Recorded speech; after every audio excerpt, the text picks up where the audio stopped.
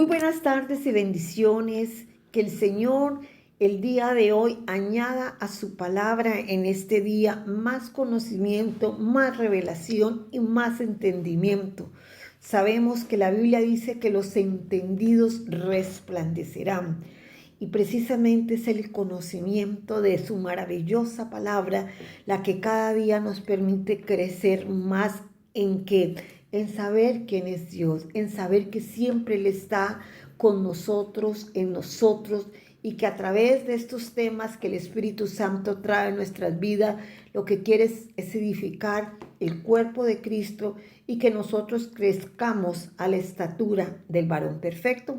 Hoy me acompaña nuevamente mi hermana y compañera de milicia, Lucía. ¿Cómo estás? Hola, pastora, ¿cómo está? ¿Bien usted? Bendecida para bendecirles a todos los oyentes de la plataforma de Radio Chailó, Costa Rica. Como siempre, es una bendición nuevamente compartir con ustedes un tema que lo considero que a mí me bendice muchísimo. El título que sentí ponerle a este estudio es El cuarto hombre. ¿Quién es el cuarto hombre? Pero para ello nos vamos a ir a la historia de unos jóvenes que fueron tomados cautivos y fueron llevados a Babilonia como esclavos. Estos jóvenes llegaron a la región de Babilonia y fueron llevados al palacio. Y una de las cosas que hace Babilonia es que les va a cambiar los nombres a estos jóvenes que aparecen en el capítulo 1 de Daniel. Babilonia les va a cambiar los nombres, también les va a hacer que aprendan las costumbres paganas de ese lugar y al mismo tiempo que empiezan a aprender la lengua de los caldeos. Sin embargo, vamos a ver que a pesar de que les cambian los nombres a ellos, hay una actitud que debemos nosotros rescatar y valorar, porque es una gran enseñanza que a pesar de que estaban deportados de su tierra, que a pesar de que iban a vivir ahí como esclavos, sin embargo, ellos tomaron una decisión, una determinación que provocó que sus vidas no solamente fueran transformadas, sino llevadas hacia un gran propósito. ¿Por qué? Porque la Biblia dice, determinarás una sola cosa y te será firme. Y precisamente vamos a ver en Daniel capítulo 1, verso 7, cómo estos jóvenes sus nombres fueron cambiados. Dice así, a estos el jefe de los eunucos puso nombres, puso a Daniel, Belsatzar, a Ananías, Sadrach, a Misael, Mesac y a Azarías, Abednego. Les cambiaron los nombres porque el enemigo quería no solamente marcarlos con nombres de dioses paganos, sino al mismo tiempo cambiarles su cultura y quitarles. La cultura judía les enseñó a ellos a adorar a un solo Dios.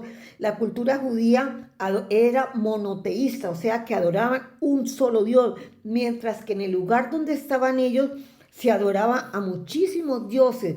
Pero dice en el verso siguiente que Daniel propuso en su corazón, determinó en su corazón, ¿sabes qué? No contaminarse. Vamos a leer el verso 8, por favor.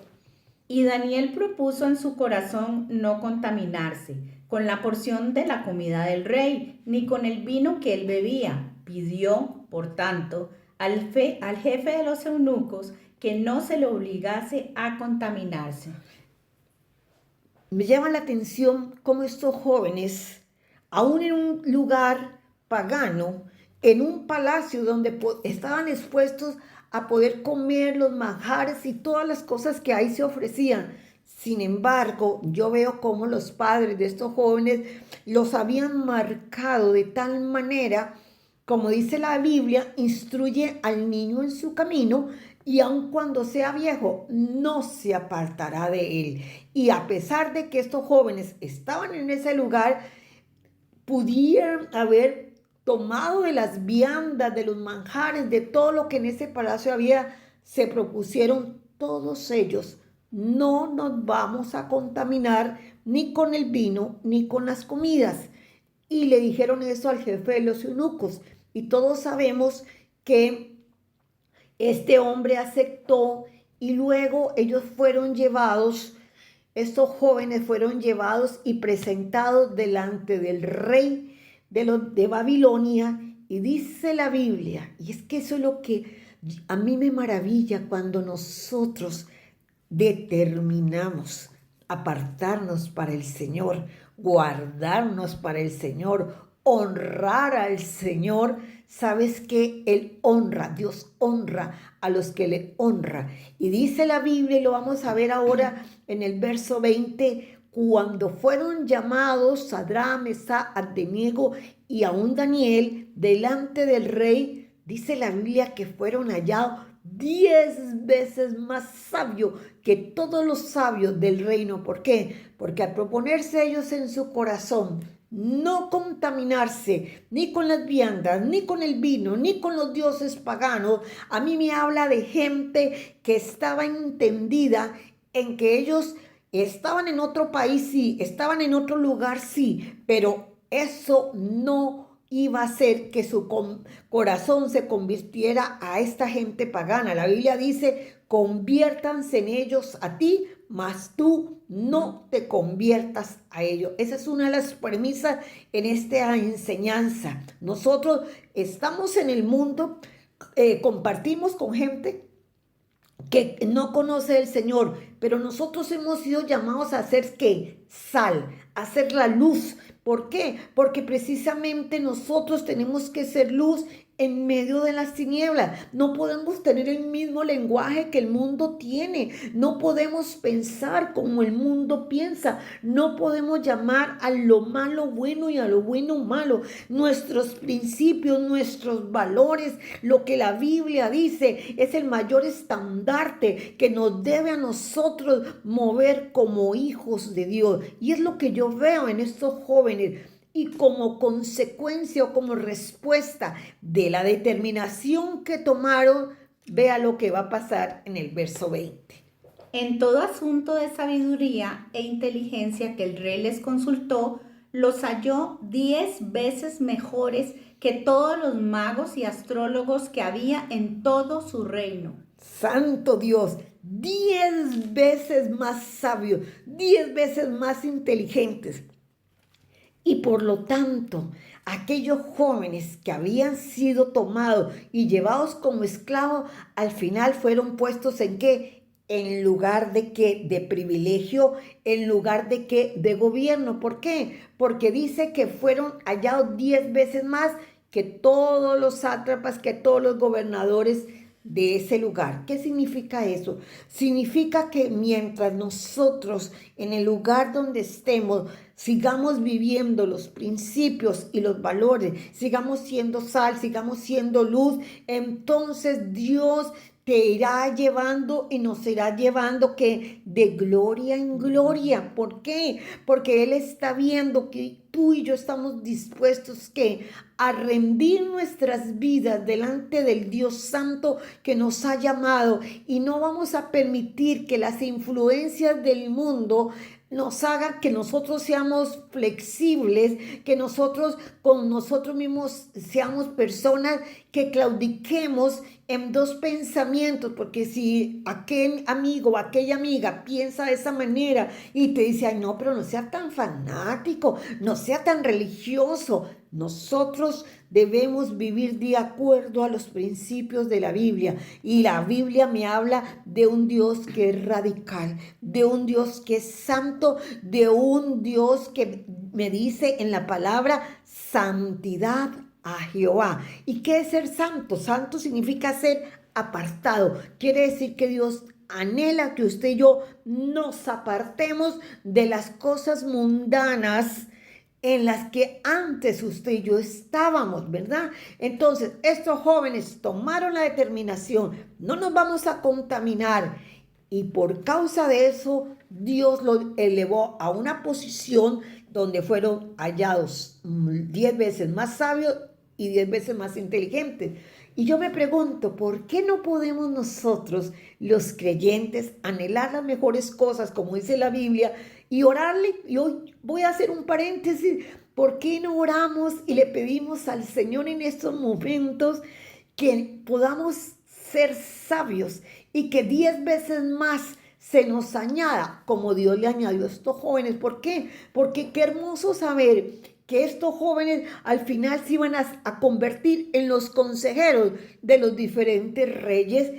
¿Sabes que Dios anhela que usted y yo podamos llegar a esos puestos de influencia y que puedan decir, tenemos que tomar estas decisiones, pero habrá alguien entendido, habrá alguien que pueda reunirse con nosotros, a quien le podamos decir, usted puede orar, viera que estos planes son los que tenemos? ¿Por qué usted no nos apoya en oración? Amén. Yo les comento que viviendo nosotros en Panamá, conocimos a un hermano que fue nombrado ministro de Desarrollo. Y sucede que él nos llamó y cada 15 días asistíamos a la oficina de él y teníamos un tiempo de oración, a veces de media hora, de 45 minutos. Y él exactamente hacía eso, decía, vea, estos son los proyectos que tengo que desarrollar. Esto es lo que me están diciendo que haga. Pero yo quiero preguntarle a Dios. Yo quiero preguntarle a Dios de estos proyectos, cuáles van a funcionar, si Él está de acuerdo en que estos recursos se deriven hacia esta institución o no. Y nosotros orábamos, Él nos pedía consejo y para la gloria de Dios fue un ministerio que logró desarrollar muchísimos proyectos avalados primero, ¿por qué? Por Dios, porque la Biblia me dice que yo primero debo presentar delante de Dios mis proyectos, debo presentar los planes, ¿para qué? Para que Dios afirme mis pensamientos, para que Dios afirme mis caminos, porque la Biblia a mí me dice, encomienda a Jehová tus caminos, tus proyectos, tus pensamientos, y luego te dice, confía en Él y Él hará.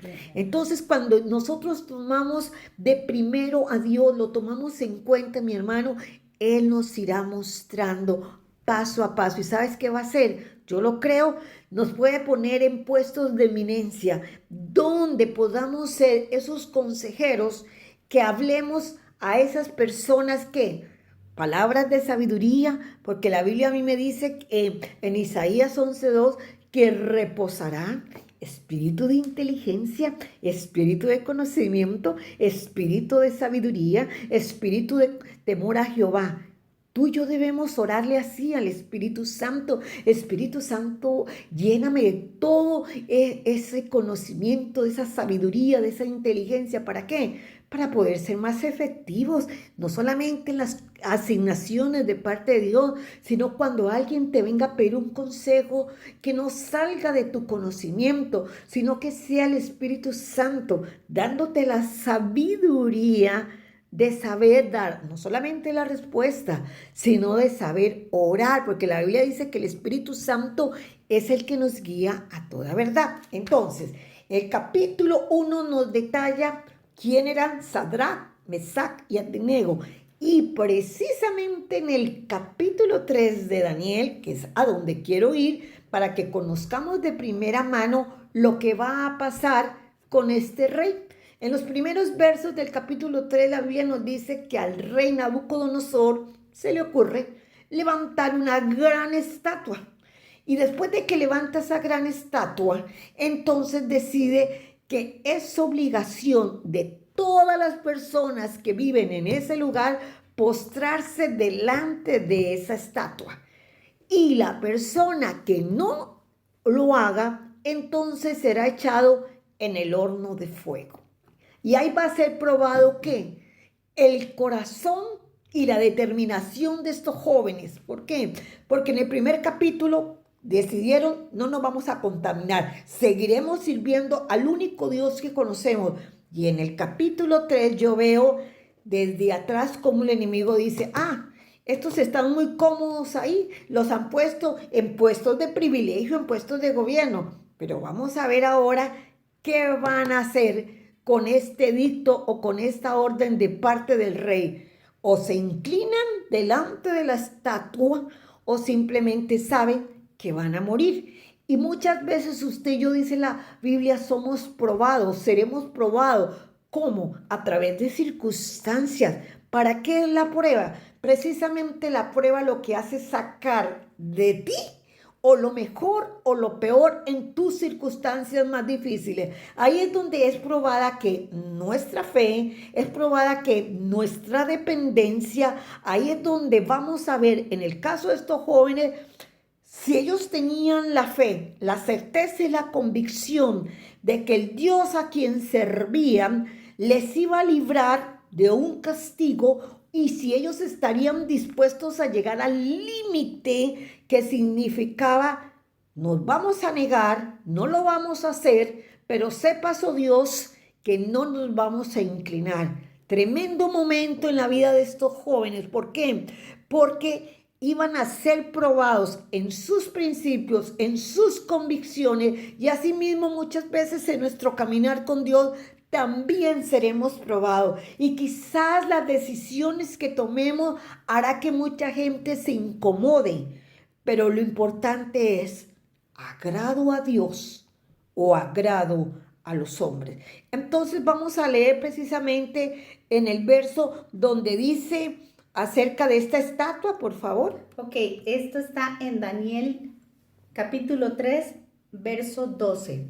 Hay unos varones judíos, los cuales pusiste sobre los negocios de la provincia de Babilonia, Sadrach, Mesach y Abednego.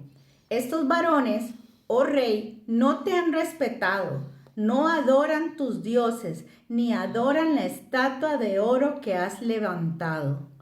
Vean ustedes en la envidia, como los habían puesto ellos por su sabiduría y la inteligencia que Dios les había dado, entonces estaban en puestos de privilegio, y entonces habían aquellos que le tenían envidia y le dicen al rey, estos judíos, empiezan a decirle, estos judíos, primero, no adoran tus dioses, tampoco se inclinan delante de ellos y tampoco delante de la estatua que tú has levantado. O sea, le están diciendo, rey, te venimos a decir que dentro del equipo que hoy está contigo y que te acompaña, hay unos que se niegan a cumplir las órdenes que tú has mandado. Ahí estamos viendo cómo están sembrando cizaña, cómo están provocando a que el rey se vuelva en contra de estos jóvenes. ¿A quién veo yo detrás de esto? Al enemigo que no solamente empezó a tramar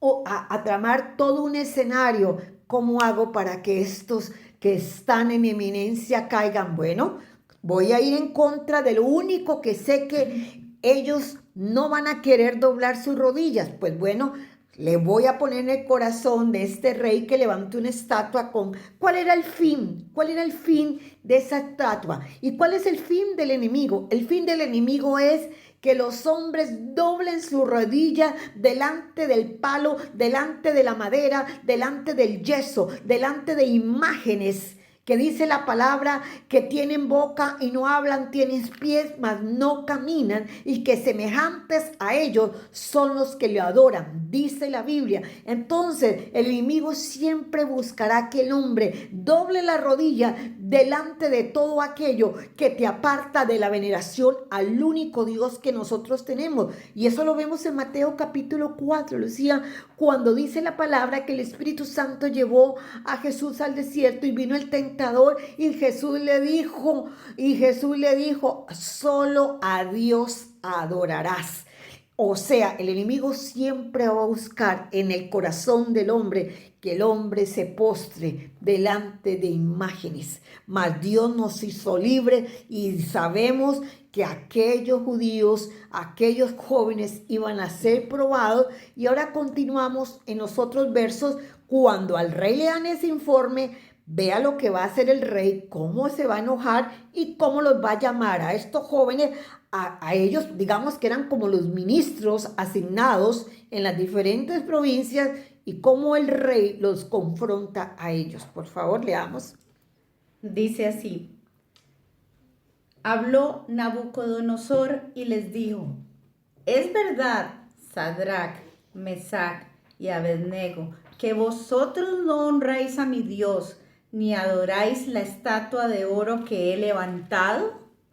Ahora pues, ¿estáis dispuestos para que al oír el son de la bocina, de la flauta, del tamboril, del arpa, del salterio, de la zampoña y de todo instrumento de música, os postréis y adoréis la estatua que he hecho?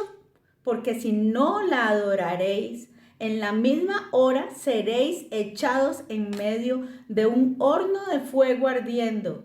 ¿Y qué Dios será aquel que os libre de mis manos? Mira qué tremenda confrontación de este rey pagano. Ahí yo veo al enemigo como diciéndoles qué van a hacer en este momento. ¿Se van a rendir? ¿Van a continuar? ¿Van a seguir creyendo de que Dios los va a librar? Como le está preguntando el rey. ¿Y qué Dios los librará? Porque él dice, si ustedes se niegan a adorar al Dios, o sea, al Dios que él servía, entonces Sadrach, Mesach y Abednego, cuyo corazón desde el capítulo 1 lo hemos visto, había determinado no contaminarse, no solamente con la comida, sino tampoco contaminarse en rendirle culto a esa cantidad de dioses paganos. En este momento es el momento, ¿sabes qué? De la prueba. Es el momento en que la Biblia me dice que aunque pases por el fuego, no nos quemará. Estos tres jóvenes estaban decididos y le van a contestar al rey de una manera tan sabia y tan contundente que hombres de valor es lo que necesita Dios en este tiempo. Hombres y mujeres de valor como aquellos jóvenes estaban en el palacio, estaban en el mejor puesto, estaban en una posición de privilegio, todo lo tenían, pero estuvieron dispuestos ¿a qué?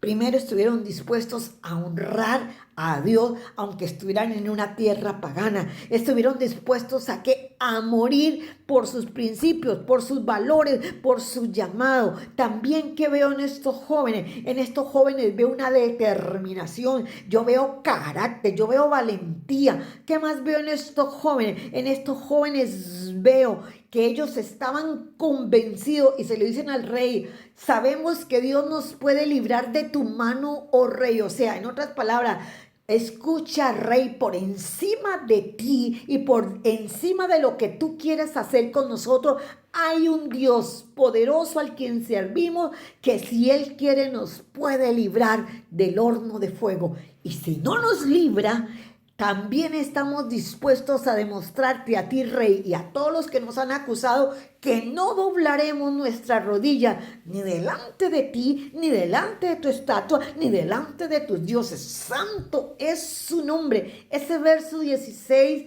a mí me habla de alguien que está cimentado en Dios, que sabe quién es Dios, que sabe quién es en Dios y que sabe que respiro y alivio vendrá. ¿Por qué? Porque la fe y la certeza y la convicción que ellos tienen de saber que con esa respuesta van a ser enviados al horno de fuego, ellos están dispuestos a morir. ¿Por qué? Por el Dios eterno a quien decidieron desde Daniel capítulo 1, no me voy a contaminar. Y si perezco, que perezca, dijo también aquella joven Esther, si perezco, que perezca. O sea, hay un momento en nuestras vidas en donde nosotros nos vemos expuestos a decisiones: o agrado a mi familia, o decido servirle a Dios conforme Él me lo pide, aunque eso provoque el señalamiento, la murmuración o la burla, o tan fanática o la pandereta. ¿Qué importa? Lo importante es agradar a Dios. Lo importante es que el Dios que me llamó pueda saber que yo estoy, que tú estás dispuesto a ir con Él hasta el límite, a creer que en Dios todo es posible. Y ahora leamos textualmente el verso 16, la respuesta de estos jóvenes a este rey pagano. Voy a agregar el 17 también. ¿Correcto? Para ilustrarles un poquito más. Dice, Sadrach, Mesach y Abednego respondieron al rey Nabucodonosor diciendo, no es necesario que te respondamos sobre este asunto.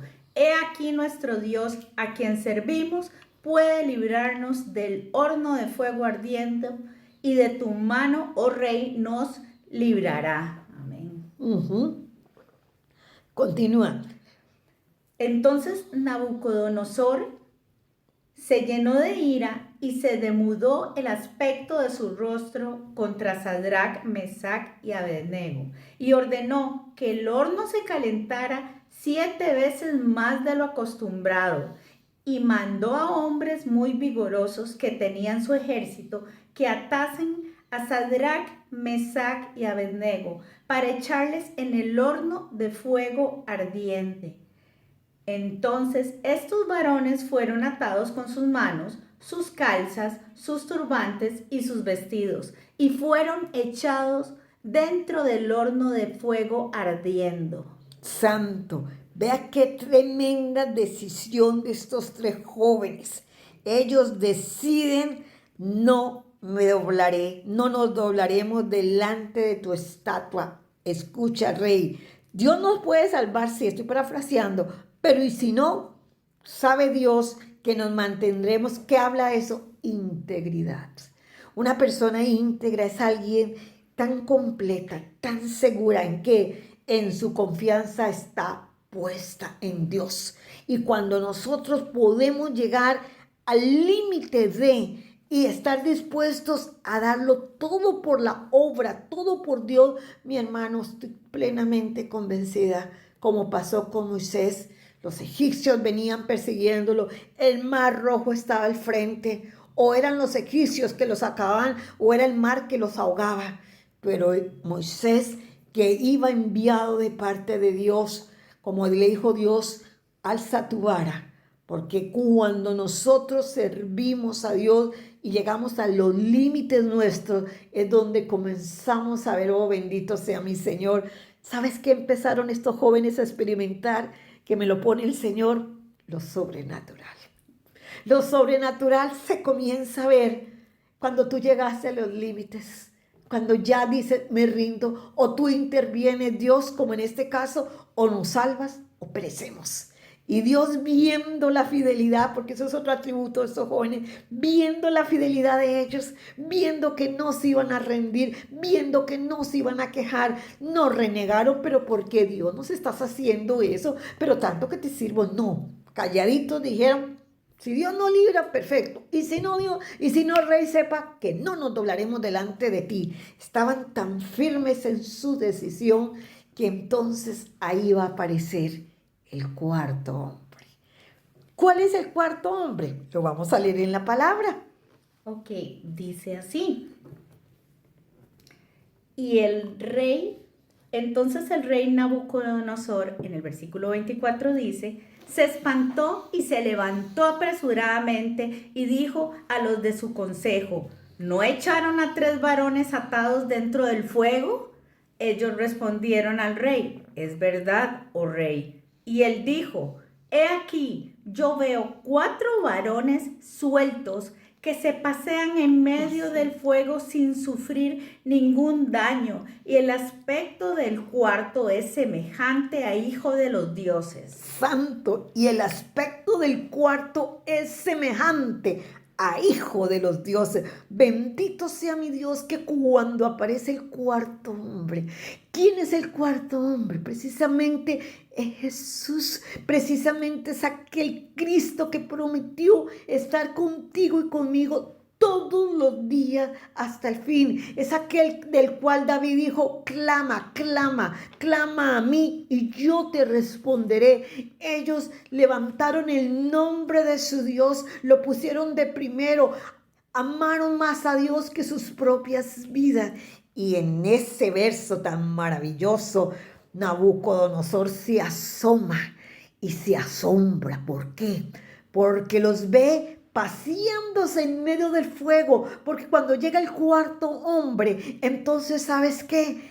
el Dios de fuego que responde a esos jóvenes provoca que el mismo fuego cambie su naturaleza. Tremendo Dios. El fuego, en vez de quemarlo, lo que hizo fue romper las ataduras de aquellos jóvenes y que se pasearan, qué tremendo, que se pasearan en el horno de fuego. Se estaban paseando los cuatro, y por eso aquel rey se asustó y pudo distinguir a los tres jóvenes y al cuarto hombre. ¿Y qué pasa cuando aparece el cuarto hombre? El cuarto hombre hace que tanto aquel rey pagano como todo su equipo de consejeros que le habían dicho y que le habían mal informado a estos jóvenes, vean que el respaldo de Dios. ¿Sabes por qué? Porque en medio de nuestras pruebas, en medio del fuego en que hemos estado siendo probados, la gente se dará cuenta. ¿De qué se dará cuenta? De que el Dios de pacto, el Dios en el que tú crees, el Dios a quien has servido, ese mismo Dios vendrá a tu ayuda, vendrá a tu encuentro y te librará del lazo del cazador y te librará de la peste destructora y con sus plumas te cubrirá, porque el Salmo 91 me dice que el que habita al abrigo del Altísimo morará bajo la sombra del Omnipotente. Ellos decidieron abrigarse, cubrirse, ¿bajo qué? Bajo la protección del Dios vivo. Y luego dice que escudo y adarga es su verdad. Ellos sabían que Jehová Dios era su escudo, era su cobertura, era el que vino. Él es nuestro pronto auxilio, dice la Biblia. Él es nuestro pronto auxilio en la tribulación. Él vino. ¿Sabes qué hizo el cuarto hombre? Vino en el momento oportuno, en el kairos de Dios, cuando eran echados y fueron echados al horno de fuego. Dijo Dios, aquí también yo vengo. ¿Qué significa eso? Significa el Dios que todos los días nos acompaña, el Dios que está contigo en la mañana, en la tarde, en la noche, el Dios que te prometió. Estás en el fuego no te quemará. Estás pasando por las aguas tampoco te inundarán. Eso a mí me habla de un Dios de pacto, de un Dios que no cambia y de un Dios que tiene el poder, como en este caso, de hacer que en vez de que el fuego destruyera a estos jóvenes, tan solo lo que hizo fue romperles la ligadura, las ataduras con que los habían echado ahí. Y como un testimonio, el cuarto hombre, el Dios de pacto, no solamente va a hacer que Nabucodonosor se dé cuenta que lo que le dijeron estos jóvenes, Dios nos puede salvar de tu mano, oh rey. Y si no, sepa Dios que no te adoraremos ni a ti, ni a la estatua, ni a los dioses. Entonces el Dios maravilloso se les presentó a ellos en el horno de fuego. Y mi pregunta en este momento es, ¿por qué dudas? ¿Por qué dudamos de que en medio de nuestras pruebas, donde estamos siendo formados en el carácter, en la fe, ¿por qué dudar de que si lo hizo con estos jóvenes, ¿por qué no lo va a hacer contigo? Si Dios no cambia. Si Él sigue siendo el mismo Dios, si Él tiene el poder de someter a la naturaleza, de someter a los elementos, como en este caso el fuego. Usted sabe, 7 veces ardiendo ese horno. Y dice la Biblia, y ahí lo vamos a ver, que nada, ni siquiera salieron oliendo a humo, nada se les quemó. ¿Por qué? Porque el Dios Todopoderoso, ¿sabes qué? Metió su mano. ¿Por qué hace eso Dios? Porque Dios honra a los que le honramos. Leamos qué va a pasar. Ok, empiezo en Daniel capítulo 3, verso 27.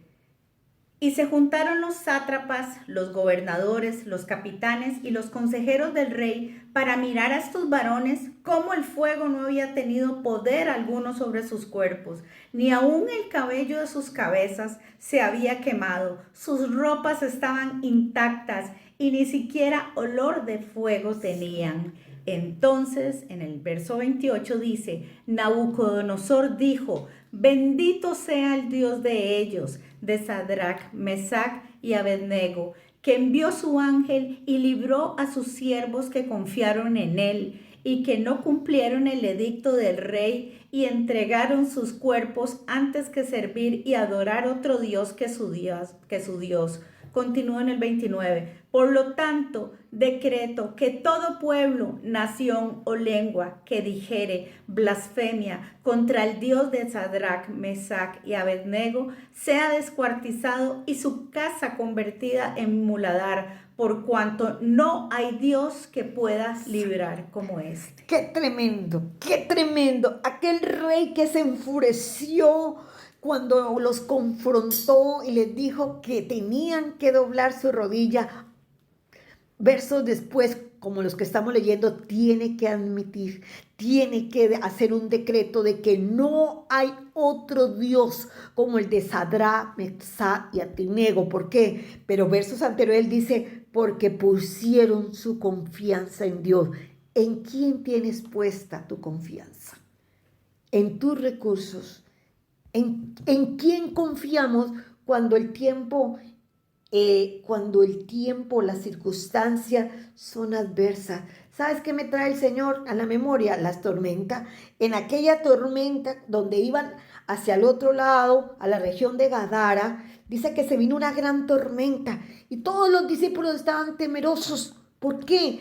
Porque veían la lluvia, veían los vientos, veían que el agua se metía y Dios estaba con ellos, Jesús estaba con ellos. Y muchas veces se nos olvida que Cristo está en nosotros, que Cristo es el que vive con nosotros, el Espíritu Santo, y es el mismo que vino a salvar a estos jóvenes. Ese es el mismo Dios que hoy te dice, no temas, porque yo estoy contigo. Mío eres tú, yo te redimí. Y hoy Dios nos te está hablando. Si Dios entró en el horno de fuego, Dios también. Si estás en medio de la prueba, déjame decirte que ahí está Dios. Entre más somos probados, más lo conocemos. Más conocemos la fidelidad de un Dios que nos ha dicho, no he visto justo desamparado, ni su descendencia que mendigue pan. Si tiene que mandar cuervos, mandará. Si tiene que poner a alguien a bendecirte, lo hará. ¿Sabes por qué? Porque Él está comprometido contigo y conmigo. Yo puedo testificar hasta el día de hoy, Ebenezer, hasta el día de hoy su mano poderosa me sostiene, me sostendrá. ¿Por qué? Porque cuando nosotros honramos al Dios eterno, al Dios vivo, al Dios de fuego. Y cuando el fuego en nuestras vidas viene, que es la prueba, y es probada nuestra fe, y es probada nuestra dependencia, entonces decidimos confiar totalmente en aquel Dios vivo, en aquel Dios de pacto, en aquel Dios que nos ha dicho, Dios, no temas. No temas porque yo estoy contigo. Y en este día mi enseñanza cierra en que tú puedas tener la certeza de que las pruebas tan solo están formando en ti que dependencia. Escrito está, el justo por la fe vivirá. Y estamos en tiempos de vivir por fe y no por vista. Estamos en tiempos de declarar y de llamar las cosas que no son como si fuese. Estamos en tiempos de hablarle a la alacena y decirle, Señor, gracias porque tú eres un Dios, Jehová Jireh, el que suple, aquel Dios que tiene los recursos, aquel Dios que es el dueño del oro y de la plata, aquel Dios que abre los mares, aquel Dios que envía a sus ángeles cerca de nosotros. ¿Por qué? Porque así como guardó a estos jóvenes en medio de la prueba del horno de fuego, también a ti te guardará y te librará. Porque el Dios del que te hablo, su nombre, dice la Biblia, ¿sabes cuál es? Y amo ese maravilloso nombre, es fiel y verdadero. Su fidelidad se demuestra en los momentos más difíciles, es donde podemos conocer a un Dios fiel, un Dios que no cambia, un Dios que no miente, un Dios que es veraz y un Dios que cuando tú le entregas tus circunstancias a Él, entonces Él viene como el cuarto hombre para traer salvación, porque ¿qué es lo que trae el fuego? Sanidad, liberación, convicción y al mismo tiempo avivamiento. La Biblia me dice que Pablo dijo a Timoteo, aviva los dones que Dios ha puesto en ti. Y en esta hora yo declaro en el nombre de Jesús que el fuego del Espíritu Santo que está fluyendo a través de estas ondas activará dones, llamados, talentos y te posicionará en un lugar de privilegio para que la gente pueda ver que aquel que estuvo caído, que estuvo en medio de la prueba, el fuego no lo acabó porque el Dios de fuego vino por él y para él. Que Dios te bendiga. Amén.